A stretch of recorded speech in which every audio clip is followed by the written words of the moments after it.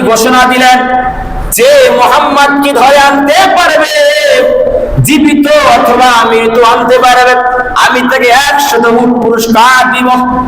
এই ঘোষণা দেওয়ার পরে সুরাকা বিন নাফিল তিনি পাগল হয়ে গেলেন, তিনি তলোয়ার নিয়ে বের হয়ে গেলেন, নবীকে এবার ধরবে, হত্যা করবে। নাউজুবিল্লাহ বলেন। কিসের কারণে? 100 উট পাওয়ার জন্য লোভে তিনি এবার রওনা করছেন নবীকে হত্যা করার জন্য। নবী যখন যাচ্ছেন পথিমধ্যে উম্মে মাবাদির সেই বাড়িতে নবীজি তার বাড়ির পাশ দিয়ে যাচ্ছিলেন। উম্মে মাবাদ তিনি পথিকদেরকে পানি পান করাতেন, আহার করাতেন, তাদেরকে মেহমানদারি করাতেন। নবী যখন যাচ্ছিলেন, নবী উম্মে মাবাদের বাড়ির সামনে যখন দাঁড়ালেন, নবীজি বলতেছেন আমাকে কিছু খানা দেওয়া যায় কিনা। উম্মে মাবাদ বলেন তিনি সব সময় গরিবদেরকে, পথিকদেরকে তিনি খানা দিতেন। ওই দিন তার বাড়িতে কোনো খানা নাই, কিচ্ছু নাই, দিতে পারলেন না। তার বকরিগুলো জীর্ণ শীর্ণ হয়ে গিয়েছেন। অনেক সংকট দেখা দিল। উম্মে মাবাদ বলে আমার ঘরে আজ খানা নাই, আমার স্বামী বকরিগুলা নিয়ে মাঠে গিয়েছেন, তাঁবুর পাশে একটা বকরি বাঁধা আছে, ওই বকরিটা জীর্ণ শীর্ণ অসুস্থ অবস্থায়।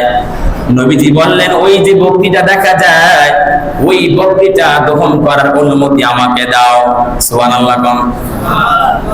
নবীজি বলতেছেন ওই যে বকরি দেখা যায় ওটা আমাকে দহন করার অনুমতি দাও। উম্মে মাবাদ অনুমতি দিলেন। দেওয়ার পরে নবীজি সরকারে দো আলম ওই বকরির কাছে গিয়া যখন রহমতের নবীর রহমতের হাত ওই বকরির উলানে লাগালেন, সাথে সাথে বকরিতে আল্লাহ এত রহমত দান করেন, আল্লাহ দুধের ব্যবস্থা করে দিলেন। জোরে কোন সুবহানাল্লাহ। অনেক সংকট দেখা দিয়েছিল। উম্মে মাবাদ অবাক হয়ে গেলেন, কি ব্যাপার? নবীজি নিজে ওই বকরি দহন করতেছেন, একটা পাত্রের ভিতরে পাত্রটা ভরে গেল, অবাক হয়ে গেলেন। নবী নিজে পান করলেন, আবু বকর সিদ্দিক রাদিয়াল্লাহু তাআলা আনহুকে পান করালেন, উম্মে মাবাদ তিনি নিজেও পান করলেন। এরপরে এক বাটি তার স্বামীর জন্য রেখে দিয়েছিলেন। কি অবাক কাণ্ড! যেটার উলানে দুধ নাই, জীর্ণ শীর্ণ অবস্থা, সেই বকরির উলানে হাত দেওয়ার সাথে সাথে আল্লাহ রহমত দিয়ে দিলেন। জোরে কান্না সুবহানাল্লাহ। তিনি অবাক হয়ে তাকিয়ে আছেন। উম্মে মাবাদের স্বামী আসলেন, আসার পরে দেখি ঘরে দুধ। ও বিবি, কোথায় দুধ পেয়েছো? আমি তো কোনো বকরি দহন করি নাই, ঘরে তো কোনো দুধ নাই। এবার উম্মে মাবাদ বলেন, স্বামী এই ঢাকা থেকে একজন সফরকারী যাওয়ার সময় আমার কাছে তিনি কিছু খাবার চেয়েছিলেন, আমি খাবার দিতে পারি নাই।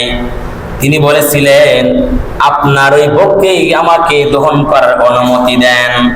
এত রহমত আল্লাহ দিয়েছেন, বরকত দিয়েছেন, আমি অবাক হয়ে গেলাম কিভাবে তিনি আমার এই বকরি থেকে দুধ দহন করলেন। আল্লাহ থেকে রহমত দিয়েছেন, তিনি কোনো সাধারণ মানুষ হবেন না। উম্মে মাবাদের স্বামী বলে, স্ত্রী এই লোকটা তো কুরাইশ থেকে এসেছে, একি তো কুরাইশের লোকেরা খুঁজতেছে, নাকি তো হত্যা করতে চান। তখন তিনি আফসোস করলেন, হায় হায় আমি তাকে যদি দেখতে পারতাম। তিনি বলেন অচিরে আমি তার সাথে মদিনায় সাক্ষাৎ করব। জোরে কান্না সুবহানাল্লাহ। এ মুসলমান ভাইয়েরা আমার, নবী হিজরত করলেন। হিজরতটা কি কষ্ট নাকি আরাম? জোরে বলেন, আর জোরে বলেন। যেই মক্কায় নবী বড় হলেন, যেই মক্কায় নবী কালিমার দাওয়াত, ইসলামের দাওয়াত দিলেন, এই মক্কাবাসীরা নবীকে আর মক্কায় থাকতে দিল না। নবী যখন মক্কা থেকে চলে যায়, বারবার বারবার কাবার দিকে তাকাত, চোখের পানি ফলায় আর বলে, কাবা এই মক্কাবাসীরা আমাকে থাকতে দিল না। নবী যখন মক্কা থেকে যায় আর বলে, আল্লাহ কাবার মালিক, ইনশাআল্লাহ আমি একদিন এই মক্কায় আসব, সেদিন বিজয়ের বিষে মক্কায় আসব। জোরে বলবেন না সুবহানাল্লাহ। ভাইরা আমার, মক্কার মানুষ চেনে নাই, কিন্তু যারা হিজরত করে মদিনায় গেছে তারা নবীর জন্য অপেক্ষা করতেছে। রহমতের নবী কখন মদিনায় আসবে, কখন মদিনায় আসবে। তারা বারবার ওই পথের দিকে তাকায়, আর দেখি নবী কখন আসবে। নবীকে তারা হালাম সালাম জানায় নিয়ে আসবেন।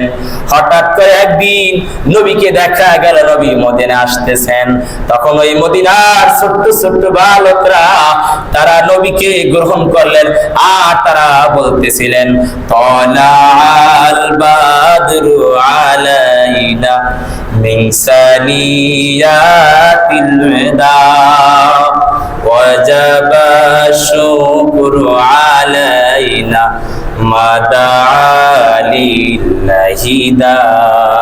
আপনারা বলেন, طلع البدر علينا من ثنيات الوداع وجب الشكر علينا ما دعا لله دا।